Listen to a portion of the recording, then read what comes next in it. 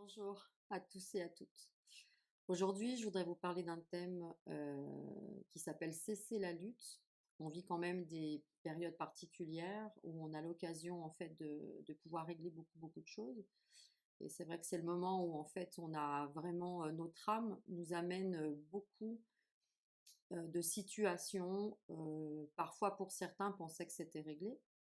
Et en fait, ça revient encore. On a des montées d'émotions, de colère, de nostalgie, voire vraiment des déprimes. On peut avoir vraiment toutes les émotions qui peuvent être exacerbées. Et c'est vrai que plus la Terre avance, comme elle s'éthérise, plus on va vers une épuration justement pour arriver à se révéler, hein. Donc, c'est vrai que c'est la première fois au niveau de notre ère que l'on puisse régler autant de notions, autant de strates sur une seule incarnation.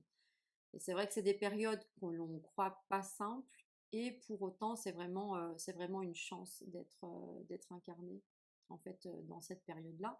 Donc déjà se rappeler qu'on l'a choisi, on a vraiment choisi cette période, qu'il n'y a pas d'erreur, qu'il n'y a pas de hasard. C'est vrai que souvent quand on peut se dire mais moi je suis pas fait pour vivre dans cette période-là, j'aurais tellement aimé être à un autre moment. Déjà c'est prendre cette responsabilité qui est déjà pas simple, puisque il faut quand même se dire que ben voilà, il n'y a pas d'erreur, il n'y a pas de notre âme a choisi de vivre à cet instant-là.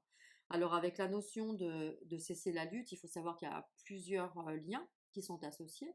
Donc on a nos conditions de naissance. Est-ce que j'ai été un enfant désiré, pas désiré? Déjà, sur ce thème-là, l'être qui va s'incarner avec ces conditions-là va penser soit qu'il a été une erreur, soit en fait j'ai déçu mon père, ma mère, voire les deux, de ne pas avoir été une fille ou un garçon. Donc il y a la culpabilité qui est associée. Et avec déjà ces deux thèmes de naissance, bah, cette notion de mérite, en fait, elle est déjà pas là, hein. Il va falloir que je prouve que je vaux le coup. Je vais devoir prouver mon existence et je vais tout donner à mes êtres chers. Et donc déjà, c'est intrinsèque à l'être dès la naissance, hein, même on pourrait dire déjà in utero, où bah, je pense ne pas mériter. Et donc, qu'est-ce qui va se passer? Ben, je vais m'attirer vraiment une lutte, quoi, vraiment comment dire, des situations souvent difficiles. Non pas que je vais pas accéder à ce que je souhaite réellement, mais c'est toujours compliqué, quoi. Il y a toujours des obstacles, il y a toujours des choses qui freinent, qui sont bloquants. Et on va se dire, mais c'est pas possible, quoi. Je suis née sous une mauvaise étoile, etc. Alors qu'en fait, c'est en lien avec nos croyances limitantes. Donc, c'est ça qui va vraiment falloir travailler. Après, il va aussi y avoir les liens avec notre lignée. En plus, on est quand même des générations où il y a toutes les mémoires de guerre qui ont été présentes avant nous. Donc, voilà, c'est vraiment toutes des mémoires difficiles.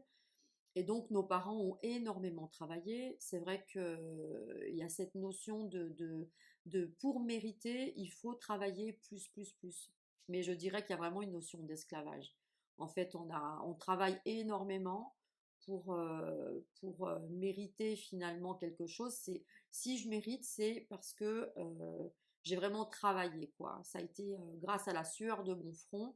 À ce moment-là, j'ai fourni un travail énorme et là, je peux mériter. Et encore que pour certains, je peux, hein, c'est pas du 100%.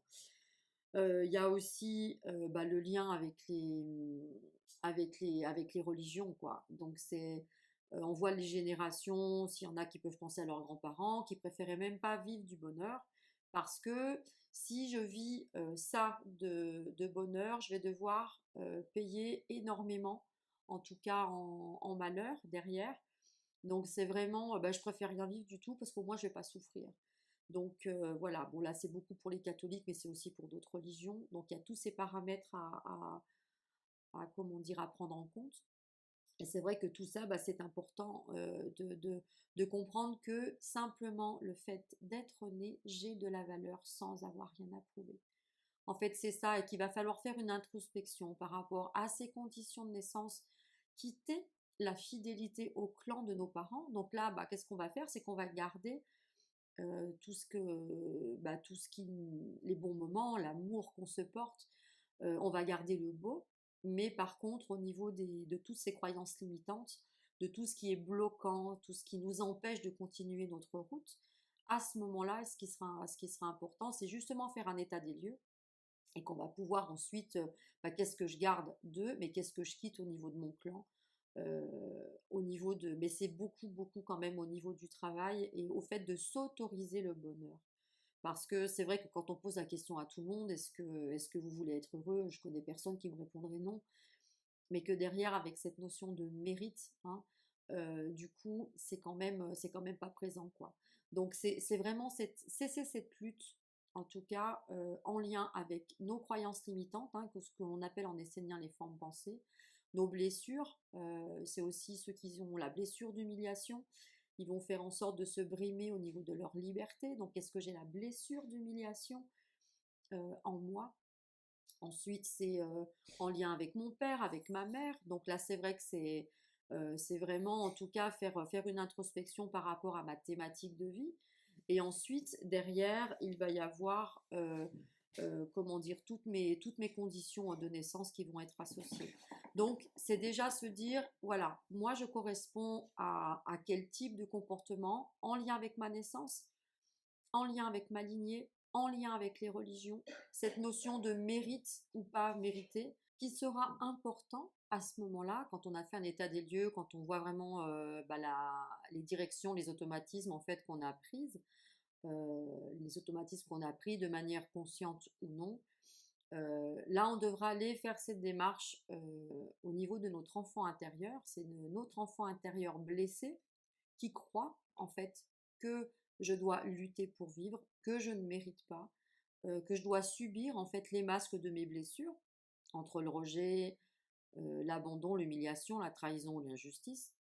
Et qu'en fait, c'est tous ces mécanismes de défense quelque part, hein. C'est vraiment les mécanismes de défense du moi. Là aussi, elles peuvent être conscientes, mais surtout inconscientes, hein, puisque tout est en place à l'âge de 7 ans. Et que c'est vraiment, comment dire, il est vraiment temps aujourd'hui de déposer les armes, en fait, hein. Mais c'est vraiment en lien avec notre histoire, comprendre avec exactitude quelles sont mes croyances limitantes, qu'est-ce que je reproduis, et cet enfant intérieur blessé, il sera important d'aller le voir, et que c'est vous en tant qu'adulte, en fait, hein, il faut que vous deveniez leur mère, leur père. Alors après, c'est pareil, hein, quand je parlais de père et mère tout à l'heure, il se peut que je n'ai pas été éduquée par mes parents. Ça peut être des parents adoptifs, ça peut être des grands-parents, tonton, tatan. J'ai peut-être aussi un frère ou une sœur de 15 ans de plus que moi, c'est eux qui m'ont élevée. Peu importe. Si c'est pas nos parents, on va en fait s'en référer à ce moment-là à nos adultes référents. Et ensuite, ce sera voir cet enfant intérieur blessé pour pouvoir dénouer à ce moment-là toutes les strates, strate par strate. Alors, c'est sûr que c'est vraiment un vrai travail, hein, qui peut en fait aller sur plusieurs années ou après, ça dépend aussi où on en est, hein. On a pu déjà bien avancer, et puis qu'après, il y a une strate justement qui peut, au niveau de cette lutte, qui peut vraiment lâcher. Mais en tout cas, ce qu'il y a de sûr, c'est que ce sera entamer un dialogue intérieur, voire en méditation, cet enfant intérieur blessé. Après, c'est sûr que bah, tout ce travail-là, il se fera en tout cas en soins, je dirais avec des thérapeutes. Moi, je travaille en soins esséniens, mais après, il y a plein d'autres méthodes aussi. C'est sûr que ça va pas se faire comme ça non plus, mais que vous pouvez déjà introduire ce dialogue en vous, en méditation, et puis aller voir cet enfant intérieur que vous avez cru au fait que vous deviez lutter pour vivre, que vous deviez justement, ben, en tout cas, il n'y avait pas cette notion de mérite, et qu'aujourd'hui, c'est faire un retour en arrière, de dire qu'il a cru à ça, il y a cru, mais ce n'est pas vrai, c'est pas réel, et que à partir du moment où son cœur s'est mis à battre in utero par rapport à ce choix d'incarnation, cet être avait de la valeur sans avoir rien à prouver. Et que c'est ça qu'il va falloir vraiment lui amener, que pour ceux qui n'ont pas été des enfants désirés, qu'ils sont là pour être un cadeau d'amour surprise dans leur famille. Et puis cette notion de culpabilité pour les êtres en fait qui ne sont pas nés dans le sexe désiré, pour le père, la mère ou les deux, voire pour les adultes référents. Là aussi, il faut faire attention, hein, parce que parfois j'ai été désirée dans ce sexe que j'ai, mais par contre mon grand-père, ma grand-mère, la tante le refusaient, ou alors il y a une fratrie, donc parfois c'est pas forcément une notion de parent. Il faut faire attention aussi à ce moment-là. Mais il y a vraiment cette culpabilité à laisser, hein. Je suis innocent de ma naissance. Je suis innocent d'être un homme sur Terre, innocente d'être une femme sur Terre. Et en tant qu'être, hein, en tant qu'homme, en tant que femme, j'ai le droit d'être sur Terre, de vivre et de m'exprimer. Donc voilà, c'est tout un thème aujourd'hui qu'il est important de comprendre. En tout cas, pour moi, ça fait partie un des thèmes fondamentaux que l'on doit travailler, non seulement dans cette incarnation, mais par rapport à cette période qui est particulière, puisqu'il y a beaucoup d'aide aussi. Il y a beaucoup d'aide au niveau des êtres subtils pour pouvoir régler ces vieilles histoires, avec quand même cette notion qu'ils ne feront jamais le travail à notre place. C'est à nous de nous prendre en main. Je ne dis pas en charge, mais bien en main. Nous ne sommes pas une charge pour nous-mêmes, mais c'est vraiment important de travailler sur ces thèmes-là, puisque c'est ce pourquoi on est venu, mais qu'ensuite derrière, cette ère si particulière qu'on nous fait croire mauvaise alors qu'en fait elle est extraordinaire, il y a vraiment toutes les aides nécessaires pour pouvoir se libérer. Ça va vite aujourd'hui, ça va très vite. Et en tout cas, c'est vrai que vous avez peut-être pu vous rendre compte que sur des situations difficiles que vous avez pu vivre, ne serait-ce que 3 semaines, un mois plus tard, vous allez déjà beaucoup mieux, alors que ne serait-ce qu'il y a 10 ans en arrière, ça n'aurait pas été possible. Donc on voit que c'est une période charnière. À nous de profiter de cette période-là, puisque nous avons choisi en tant qu'âme de nous incarner à ce moment-là, et qu'aujourd'hui, c'est vraiment important de nous libérer de tout ce qui nous empêche de continuer notre route. Voilà, donc en tout cas, je vous remercie pour votre attention. Je vous souhaite à tous une belle vie. Et n'oubliez pas qu'on est sur Terre pour être heureux, hein. C'est quand même ce pourquoi on est incarné. C'est pour être heureux, pour réaliser nos rêves. Et à chaque fois ceux que j'ai en soin, peut-être certains se retrouveront, mais quand on se dit au revoir, je dis toujours que le bonheur, c'est tout droit. Il n'y a pas besoin de GPS. Merci pour votre attention.